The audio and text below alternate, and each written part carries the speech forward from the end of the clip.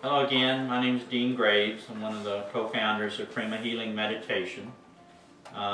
We're here for the last of the Human Vibration series and the last of three presentations on the human archetypes. And we're going to try to summarize things and try to put what we've done together into a more cohesive understanding of the archetypes and why we're interested in the archetypes. The information that I'm providing has been provided to me by my higher self. So I'm only a messenger, but the information has been extremely helpful to me and hopefully will be to you as well. To begin an understanding of the archetypes, and I'll try not to repeat too much, don't want to be redundant with the information that we're giving out. But an interesting question is why we're interested in the archetypes at all.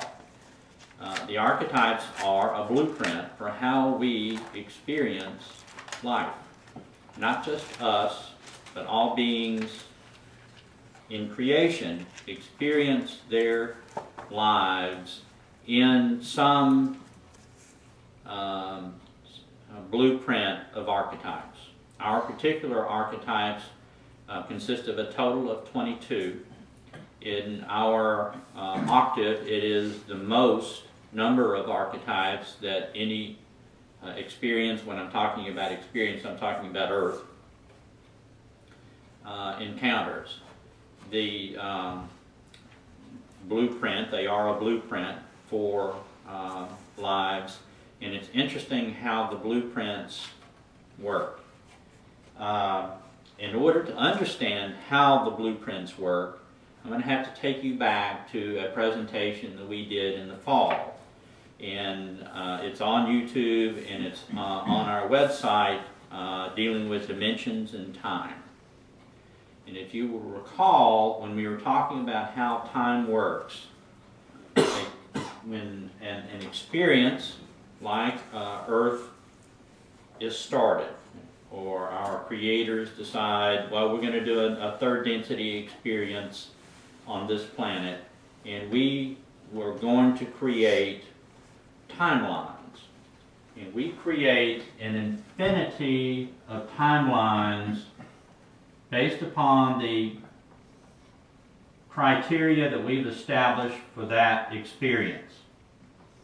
In other words, the planet that we have, whether it's going to be veiled or not veiled, so on and so forth, considering all of the ingredients. Now, again, this is an infinite number of possible timelines. And it's beyond our capacity to grasp infinity, but it's a whole lot. Every possibility that you can think of is included in these timelines. Each one of these timelines actually consists of an infinity of time dots. Each time dot is an experience. This experience that we are having right now is a time dot. Okay? Included in this time dot is all the ingredients of our experience. Everybody that is in this experience with us, everything about us, our physicality, our body, literally is in this time dot. And we have a series of time dots that say we were born here and we die here. Our body is in these time dots and the related time dots that would possibly include our body. If I interrupted you, would that be a problem? Not for me. So, I mean, is each thing you do, say, move a dot, or is it a time frame, a dot? Well, it is a time frame, and it is everything that you do within that time frame. Everything that you do within that time frame. when you made your little X's, you said you'd be born here and die here. So it's every segment of your life, like as a kid, you did this and you experienced this, and then you know, reached teenage years and then you went to school. I mean, these are all the dots. No, within that. this is more like about an hour and a half or 2 hours. Okay, that's what I wanted to know. Does a dot represent about an hour to 2 hours? It's every experience. My understanding is it's roughly 138 minutes, some more, some less, is an experience. Because that makes a big difference. Because if you have a conversation with somebody and that's an experience, but then you go home and sit on your couch and meditate for 2 hours, I would think meditating on your couch for 2 hours is the experience. And That's then, another experience. right, so it could fluctuate between 5 minutes and 2 hours, depending on the Could. experience. My understanding, and I don't have the whole picture, but I understand it's around plus or minus 138 minutes. And included in this is everything that we do. Not everything we think, but everything that we do. Because doing is how we experience, not thinking about it. Right, but Right. thinking is part of it. Okay. Okay? So, I forgot his name, the speaker that we came and was telling us that we did not have free will even though we thought we had free will. And his perspective was that within our experience, my presumption is that his perspective was within the timeline that we don't have free will. We don't choose whether I'm going to go like this or not. That doesn't matter. Okay? What we have absolute free will for, and what our purpose in being in creation is deciding how we're going to interpret each one of those time dots. Interpret meaning the value of the experience? The value of the experience to us and how we're going to interpret that time dot is determined by whether we radiate or absorb love energy. Oh, okay. Okay? So this is, relatively speaking, a fairly empirical experience. It has emotion in it. The emotions that we may potentially experience is already there. What is going to attract us to that time dot as opposed to this one or this one or this one or this one is us. If we are predisposed towards carrying a lot of emotional baggage inside of our chakra system and that matches up with that time dot, then that is the time dot we've got, because part of the emotion is here, part of the emotion is inside of us, and we're attracted to that like a magnet. Now, if we had a different emotional makeup and it matched up with this one more, we would have the same descriptive experience, but we would perceive it entirely differently.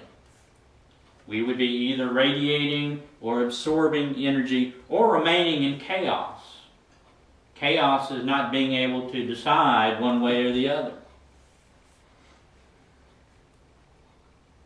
So, or, I get the chaos, not deciding one way or the other, or is it, or because at some point you're either absorbing or at some point you're radiating, and if you fluctuate between radiating, absorbing, it's almost the same effect as being in chaos. Because That is chaos. It's still counterproductive. You've just described chaos. Now, if you remember also from our previous discussions, in order to get out of third density, we have to polarize. We have to raise our consciousness sufficiently to be able to polarize whether we're going to be service to self or whether we're going to be service to others. In order to get out of third density by polarizing service to self, we have to be 95% service to self. In order to get out of third density service to others, we have to be 51%. Well, just count the time dots. How many time dots did you polarize service to self? If 95% of them, if your consciousness is high enough, which is 40%, which apparently is the break-even point, above that, you virtually can't polarize. You don't have enough consciousness to polarize. So 95% of your time dots, you've absorbed energy, you polarize service to self. If 51% of your time dots or more, you've radiated love, then you've polarized service to others. It's a very mechanical system.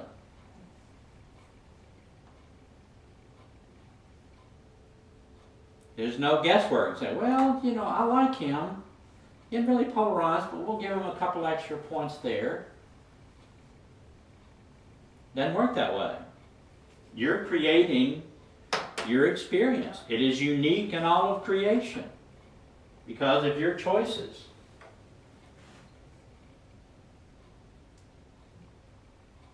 So all those evil thoughts people have, but they radiate love. You know, they feel that they're radiating, they're talking about radiating love, but they keep all the confusion, all the absorption mentality. Doesn't count. It goes into the chaos column.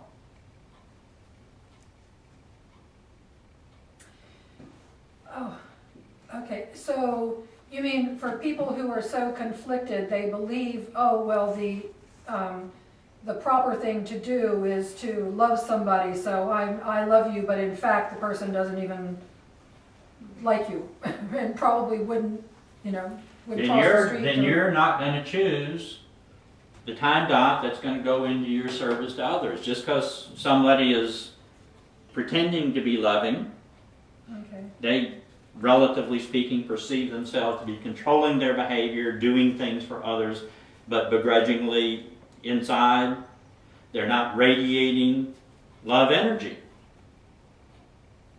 The key is not what you think, it's what you do. You're either radiating or you're not radiating. You're either radiating or absorbing love energy. The graduation, as Ra has told us many, many times over and over and over, it's a question of light. If you walk this, the way they describe it is you walk the steps of light. When the light gets too bright, you've reached the level of your progress, evolutionarily speaking. Just read that section in Carla's book. Mm-hmm. Yeah. And so if you are collecting time dots and you've got, 30% time dots in service to others because you're really conflicted or in chaos or have chosen to absorb energy, you're not ready. Neither good nor bad, you're just not ready. But it's a very mechanical system. Now, we talked about also these timelines, and all of these time dots are preserved. It's like going into a music store and pulling off a sheet of music. And you're going to play toccata and fugue. Well, the toccata and fugue is the same. It's just how you play it. So this becomes a permanent experience in the catalog of possible experiences. And when other beings anywhere in creation are anticipating creating another experience like Earth, or a third density experience, they can go through the catalogs and, well, I like this one, let's just buy this one. And we'll just do this one. But we'll change it up with the archetypes. Our experience, all these timelines, is relative, is new. It was created for us. It wasn't one that was pulled off the catalog or out of the catalog. All the time dots, we've already lived many of these time dots, the third density being. We lived these same time dots on Zenoa. We lived many of these same time dots on Maldak. We lived many of these same one's on Mars, and this is the third time we've lived them on Earth. Because they repeat 3 times to get the full 75, 76,000 years.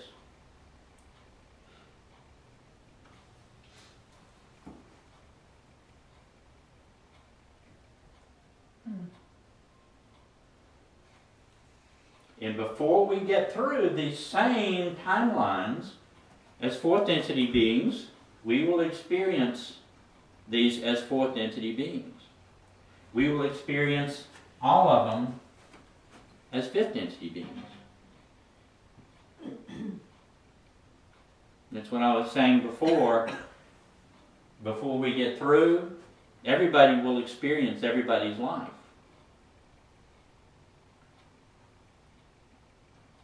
There's no waste, there's no loss. The whole purpose is to provide opportunities for the Creator to know itself. And you do that by maximizing the number of experiences out of creation. In order to maximize this, because this is down here doesn't mean it's not as good as up here. It is an experience. It's just not one you've chosen. But that doesn't mean that it doesn't need to be experienced. It is a part of creation.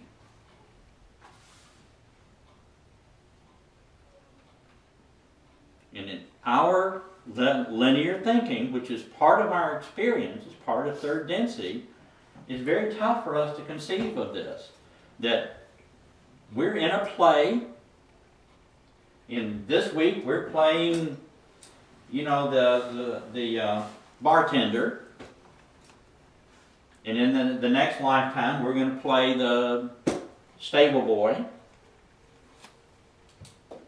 It's all the same play, we're just in different roles. Our bodies are part of the life that we're living. The time dots, the timelines, has nothing to do with us other than how we are able to play the role. You need a costume. If you're going to be a barmaid, you need a costume. And you got to have the right costume. That's what our body is a costume. But our body, the way it's designed, contributes to our effectiveness in the play. It helps you get in character. So, you got to get in character. So on some of these, they're like predetermined. We had talked about that before. It's kind of, you're precast in a role, but in other ones, we made the choices before we came so that we could, no, that would have been the wrong density. Well, in third density, we don't live necessarily the whole timeline. Our objective is different from fourth, fifth, and sixth density. Yeah. I mean, our capacities, our objective is not different. Our capacities are different because we have low consciousness. And we have low consciousness, so we can fit in here, and we think, my God, this is the only opportunity. And I don't know what anybody else is doing, so I've got to really do my best to play my role. Hence the concept of good and bad.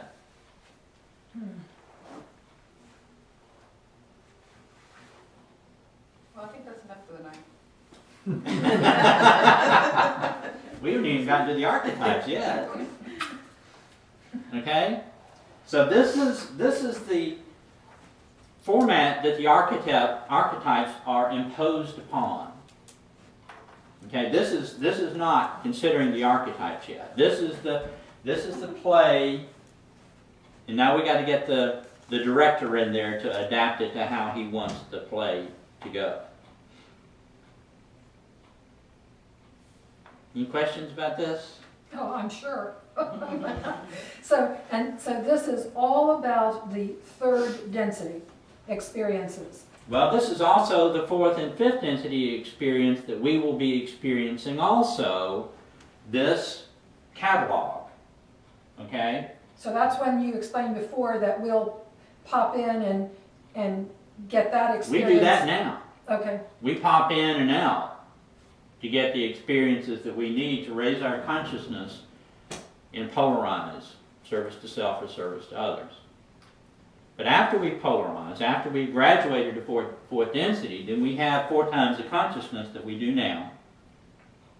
And we don't have the veil. So we are able to view, we will experience multiples of these at the same time. In 5th density, we got a lot more consciousness. We'll experience all of these at the same time.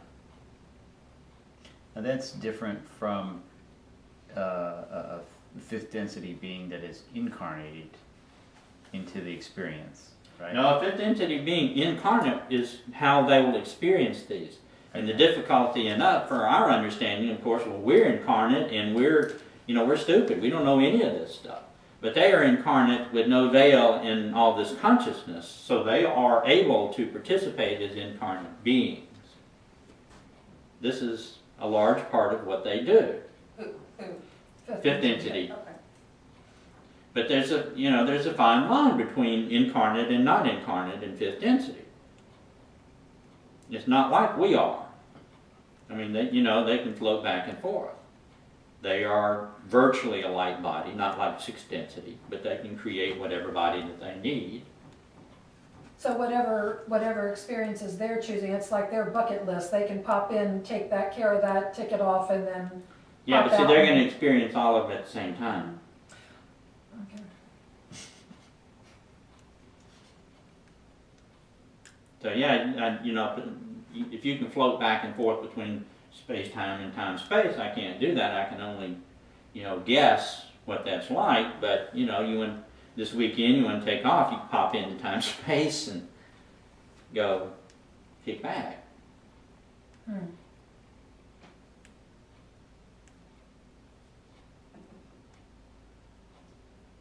Okay? But this is not linear. It just is. It's just there. There's no beginning or end. We just think it is. We just think it is. In 4th density, we will have that capability. If we're, say, experiencing these timelines, and we want to zip back here, we can do the end of it first, and then zip back here and do the first of it. 5th density, we can flip-flop around wherever we want to. And we perceive ourselves, well, I got to stay on this line and go this way. That's just because our level of consciousness.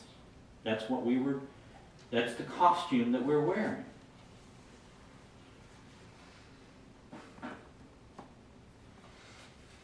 Okay? So what we are about to do is get out of this limited ability to know what's going on. We're going to get a lot more consciousness. We're going to get out of this linearity of perspective. Hopefully. Hopefully we're going to get out of it. Okay? But this is the catalog that the archetypes are imposed upon. So you have to understand that this is the basis here. This is the play. Okay, that we're working with.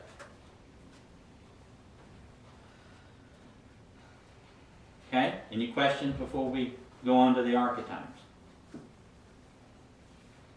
No? Good. Nothing I can formulate.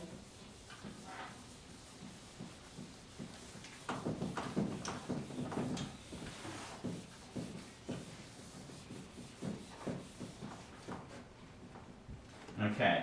Now if you recall, the archetypes were in 3 categories.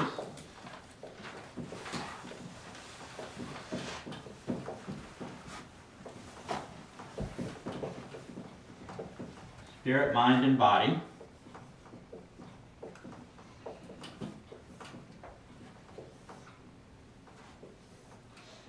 The spirit creates the mind creates the body. And remember, the body is in the timelines, in the time dots. Okay? What is? The body is. The body is part of the play. It's the costume to participate in the play.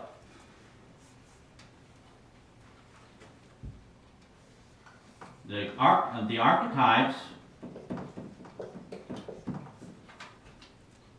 prevail for second, third, fourth, and fifth densities. They're created by sixth density. So second density is under the same archetypical system we are. We obviously are.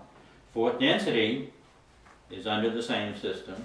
Fifth density is under the same system. You get out of jail free in sixth density.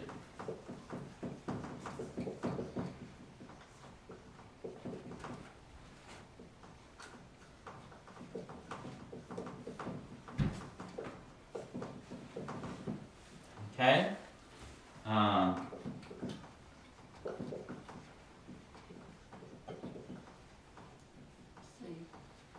C.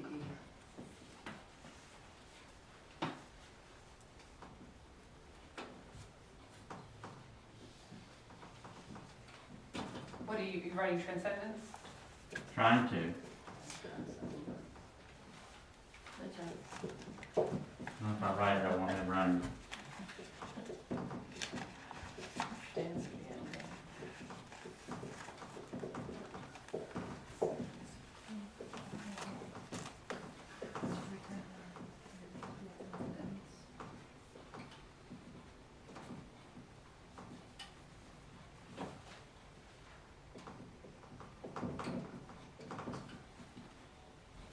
Great Way is the province of fifth density. Transcendence is the province of fourth density.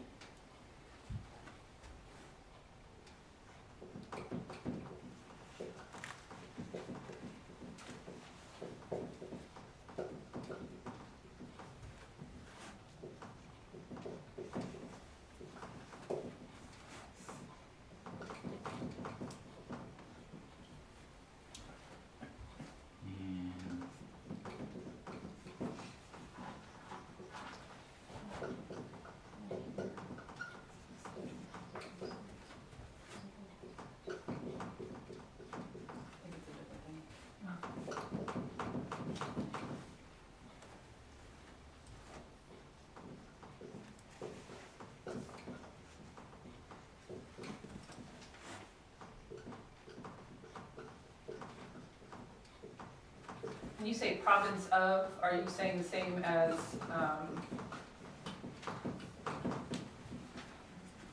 Fourth density you work on transcendence. Fifth density you work on Great Way. so not correspond, it's what you work on? Yeah. So it's not corresponding levels, it's what. Okay, what you- I found that graph in my notes from February, and I guess I didn't make a note out here, because I had 7th by Great Way, 6th by Transcendence, 5th by Significator, 4th by Experience, 3rd by Catalyst, 2nd by Potentiator, Potentiator. and then 1st by Matrix. But so that's not, That doesn't correspond to the densities. okay.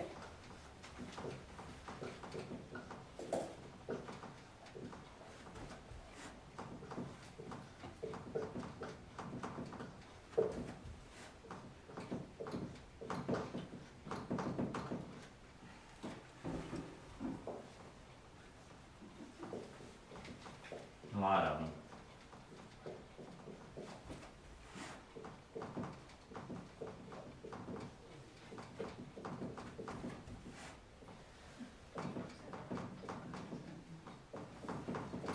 Okay.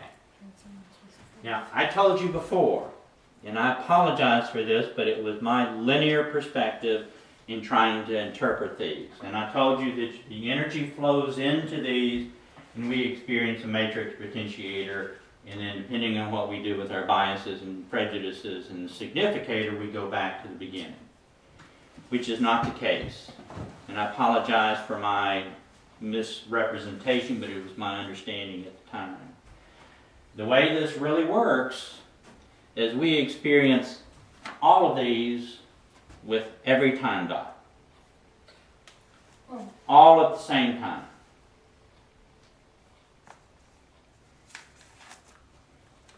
Okay. Okay? The potentiator and the matrix we bring with us. This essentially is our spirit, our deep mind, our real self. This is our ego What is matrix? matrix. This is created by our ego. Those come with us. Experience and catalyst are in the time dot.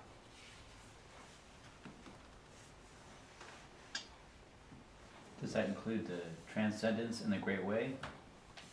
That we experience those at all the same time, yes. But these are included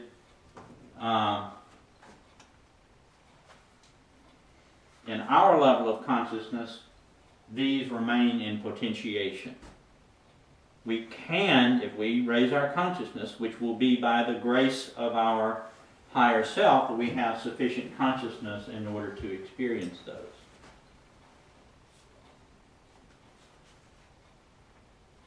We bring the significator with us.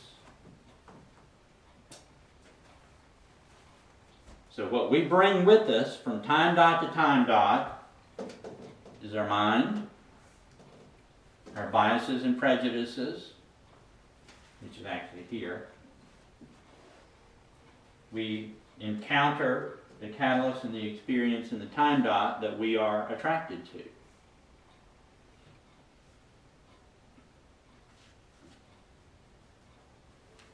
But because we experience them all at the same time in that time dot, there is no, I experienced this and I experienced that. It's not a linear progression through the time dot.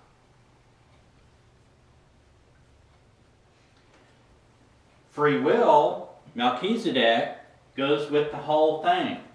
If we are attracted to the time dot because we've got biases and prejudices that cause us to absorb, which is here, absorb love energy, then we're going to interpret that as a different experience than if we're radiating energy. If we're in chaos, if we're still not decided, we're going back and forth, and we're over here in physical illness because we are in chaos, then we're going to interpret pain and suffering again. That's going to go in to our matrix and potentiator of the spirit, which we're going to carry forward to the next time dot with a predisposition towards illness, pain and suffering,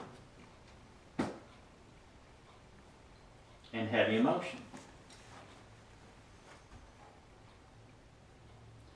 Remember, this is superimposed on top of the catalog, off of the play.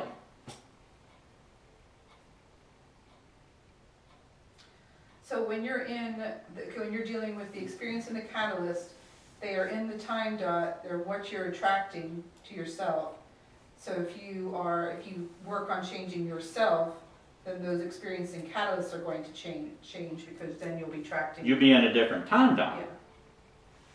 You choose a different. The ones that you would have chosen remain the same. You just don't choose those anymore. You choose one that's more aligned with what your current situation is. You always work on yourself. And all those other time dots are no longer what you're attracted to. So like when we outgrow situations or even outgrow people we come across, that is... You're changing time dots. Okay. Anytime that you make a change, I mean, time dots are not, decades. Anytime that you make a change, you're changing time dots. That timeline that those time dots are in. And we'll vacillate, from timeline to timeline. When you say change the time dot, you mean on a different line. That's what you mean? Because Yeah. you're jumping from... Laterally. I think of it laterally. Okay, because you're going from dot to dot anyway, because each dot is 100 and something minutes, right? But it's just, instead of going this, going across, you may jump up or down. Is that what you mean? Yeah, I know we can't think of it. yeah. Linear. To think of it in linear thinking, we're going down the raceway of the timeline, and we jump raceways. We can jump as many raceways as we are able to jump. And how we are able to do that is to change our magnets, change what's attracting us to those time dots. I have a quick question. If you were, say for example, a mom and a daughter, and the daughter in that mom's world is it appears to be a problem or a challenge, when the mom chooses to focus on the mom and picks a different dot, the daughter may still be in the picture, but the situation will be different because you're attracting a different situation. Exactly. You're picking a different choice. So that's why you always focus on you as opposed to trying to change the daughter. Right. Exactly. And there's an infinity of choices, which is impossible for us to conceive of, but you know, if you go right instead of going to the left, that's a different time dot. And this is a difficult concept to believe when you think of another person as being the one in control of the, you know, of their behavior. Yep. And in fact, you're generating the issue around yourself. You're solely attracting your life experiences based upon your configuration, your energy configuration. And it all comes down to how much love energy that you are radiating as opposed to absorbing. That's how we choose every time dot. That's how we load or unload the stuff in our archetypical system. That is our free will. But Dean, when we make some of those choices, like Dawn's example a moment ago, where it's, okay, I think she appears to be the problem, but it's what I am creating, therefore I need to make changes. There's a certain amount of, well, there's the intellectual factor. You can't just separate it, can't just all be emotion. You had to have thought through it to make that determination that, oh, it's not her, it's me. And I need to do something, and so now I hop over. You're living your time dots, and with each time dot, you're given light. Light is information, it's data.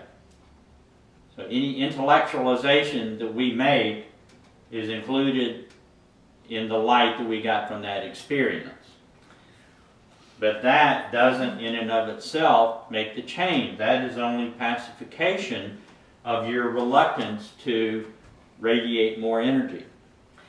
Okay, well, I guess that's where I was going next, because where do you, or how do you make the distinction? Well, okay, I have to take us back to your first thing. I felt a little bit of an ouch when you were explaining about the timelines and the dots, and when we talk about, I felt, ooh, I've just been busted, because there have been times when maybe in my mind, I felt resentful or pissed or whatever, but I thought there is nothing to be gained from reacting that way. And so, you know how you had mentioned, well, we think we're controlling the situation, and so it's not real. And so if we're still thinking resentment... You're controlling it mentally and not radiating the love to go with it, you're not really changing anything. Well, where do you know? I mean, okay, if I use the example with a family member, obviously there's love involved, and I don't want anybody, you know, hurt or hurt feelings. So there really is love, but yet I'm holding on to, well, it's not worth having a fight or an argument or making anybody feel badly. But yet inside I'm thinking, okay, so That's simply suppressing the emotions and the biases and prejudices. all right, so That's means not I was really radiating any service to more self. love So in- changing that would actually be catching yourself and changing the emotion associated with that. My daughter and I are having difficulties. I catch myself reacting to whatever I perceive she did. I move past that to the point that I'm able to really transcend the emotion I have in that moment. That's what. And causes truly the real radiate change. love energy Right. rather than suppress it. Right, and that's not a matter of changing my actions, it's a matter of seeing things differently, catching Feeling. myself and Yeah. feeling things. Feeling things differently, absolutely it is. Because the- otherwise, you're gonna keep attracting the same scenario over. Just add another shovelful of resentment into your biases and prejudices. It may not appear at that time, but it will, and it's going to, knock you down a couple of notches on the timeline, time dot thing. So doing, when you say doing though, is exactly what you said now. It's not a change in action necessarily, it's a spiritual shift. It's all energy. So, but it's a radiating, but it might not, on the outside, I think that's what you guys were asking before, or maybe I'm just catching up, but it may not be a big change in my action, but it may be a perspective change. Your actions will change, your actions follow your perspectives. If you're reticent to go into a situation because of biases and prejudices or, bad experiences that you have had, and you change all that, you release the emotional baggage, your biases and prejudices change, and you truly can offer forgiveness and gratitude and love energy for the harsh experiences with someone that you've had, you dramatically shift your perspectives, but also your timelines. Same to our perspective and third density, same people are involved. The only thing that's changed is us. And we've changed timelines. All the behavior changes. Everything changes when we change the amount of the radiance of love energy that we have available through gratitude and truly releasing the attachments to those biases and prejudices. And you can't fudge. You can't intellectually say, I forgive you, but there's no radiance of love to go with that. And it's a fail-safe system that without the radiance of the love to correspond to the intellectualization, there's no change.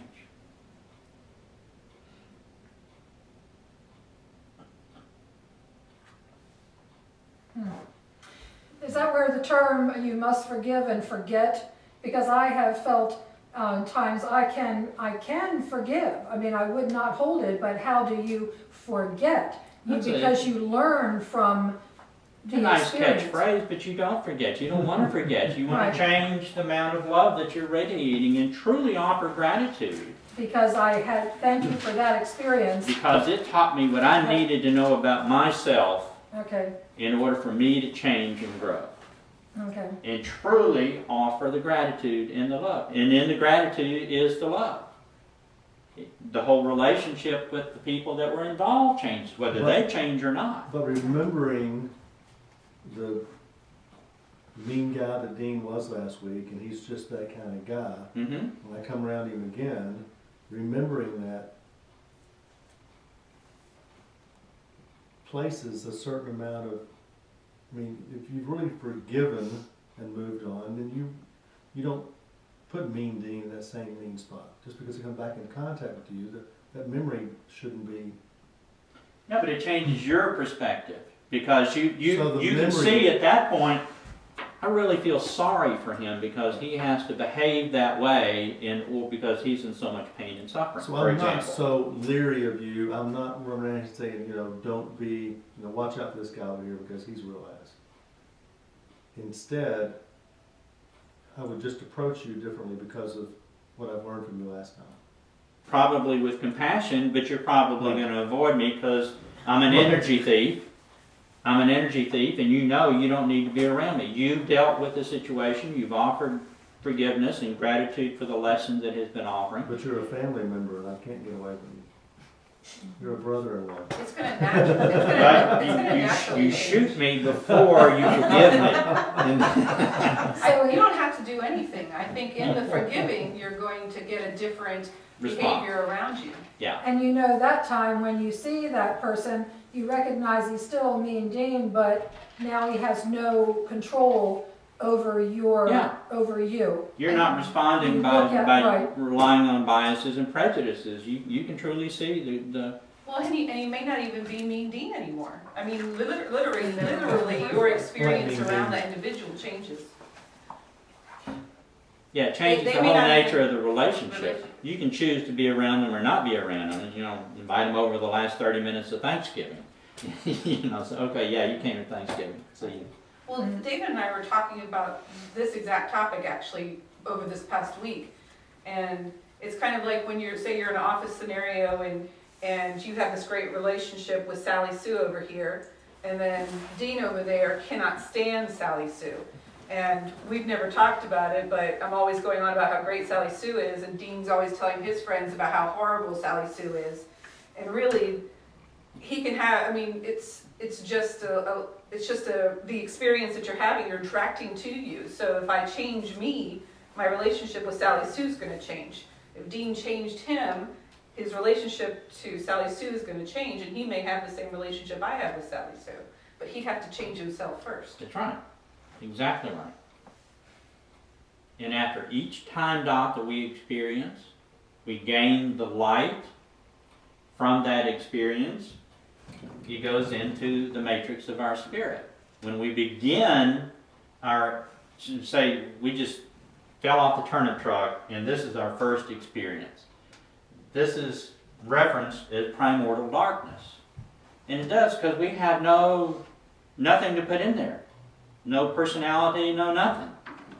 And every time we have an experience, it adds to this, and this gets more light and more light. This becomes our personality. We form our personality. The poor matrix of the body is just in motion, you know, and it doesn't know what the heck it's doing. It's just in motion. But we don't retain any of this when we die. We don't retain this. We retain this. Potentiation and matrix. When we Because this is us. This is our beingness. And whatever garbage or goodness that we put in there is what we start off the next life with. It's what we need to learn.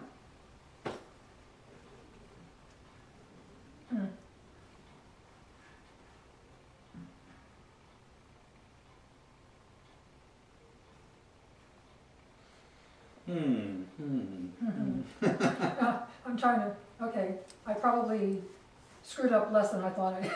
I'm trying to figure out where. Well, and for me, it means that I need to address myself if I want to have a different experience with Amy. Mhm. Always. Always yourself. You're the only one that you can change.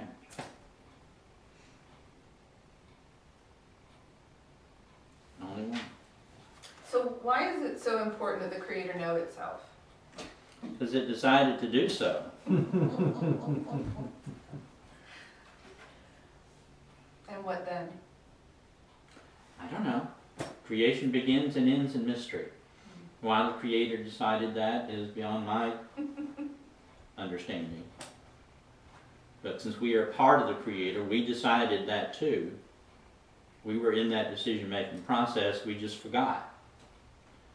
And somewhere along the line they said, oh, I'll go do third density. Okay. You go right ahead. See how it works for you. Yeah. And when you're in, what's in between the lives? Space-time or time-space? Time-space. Time-space. When you're in time-space, do you use the same terminology that we're using to explain it here? These? Yeah. Same I mean, terminology. if we're speaking English, yeah. Yeah. But you do it telepathically, so. It's the concept of it, the Right. feeling of it. Okay. Yeah. I wondered about that too, about the Creator, because it seems almost, it's just too damn much. And I get this visual sometimes of Q. Anybody watch Star Trek? Anybody remember Q? It's like petulant little prick. Just his parents had to come and slap him to say, snap out of it. I think that's we who are implementing that are Q. I don't think the Creator is like that. Yeah, I don't think so. Yeah. that's how the archetypes work, superimposed on the time dots. Now you can take the archetypes anywhere. You can take the same archetypes applied relative to the level of consciousness on the other planets that are in our solar system. The same archetypes can be taken anywhere where there are 9 aspects and imposed on the timelines that prevail at the time.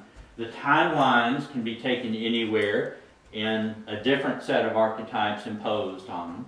It's kind of like putting tracing paper over your base drawing.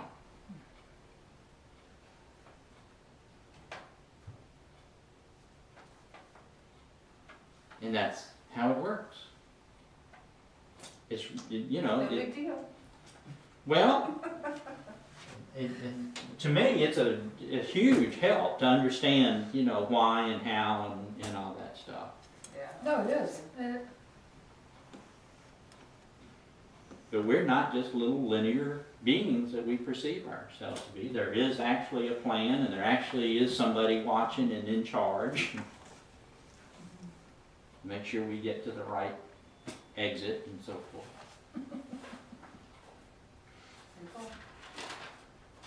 Okay? I thank y'all for coming. That's all I'm gonna say about that. What's next? Well, we gotta go learn some more.